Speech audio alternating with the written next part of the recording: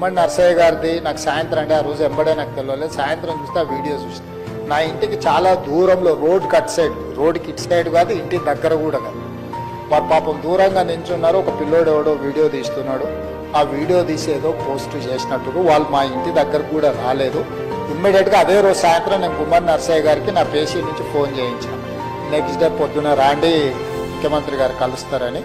వారు మాట్లాడి నేను ఆల్రెడీ ఖమ్మం వచ్చేసినాం, మళ్ళీ హైదరాబాద్ వచ్చినప్పుడు నేను వచ్చి కలుస్తా అన్నాడు. వారు చాలా ఏళ్ళు ప్రజాప్రతినిధిగా పనిచేసిండ్రు. రెండోది వారు సొంతంగా ఏం అడిగే నా కమ్యూనిస్టులను కలవడానికి నాకు కొంచెం ఎప్పుడు ఉత్సాహం ఉంటుంది. ఎందుకంటే సొంత పేరులు ఏం అడగారు, ఏదైనా పబ్లిక్ ఇష్యూ ఉంటే అడుగుతారు, చేయగలిగింది ఉంటే చేస్తాం, లేనిదుంటే వివరిస్తే అర్థం కూడా చేసుకుంటారు. కాబట్టి గుమ్మడి నర్సయ్య గారి పట్ల కూడా ముఖ్యంగా ప్రజాప్రతినిధులు ఎవరైనా ఒకప్పుడు వాళ్ళు ఈ సభలో చాలా ప్రముఖ క్రియాశీలక పాత్ర పోషించిన వాళ్ళు, వాళ్ళని ఎవరిని కూడా నేను ఎప్పుడు ఇగ్నోర్ చేయను. ఏదైనా అనుకోకుండా చిన్న చిన్నవి జరిగినా వెంబడే సర్దిద్దుకోవడానికి ట్రై చేస్తాం.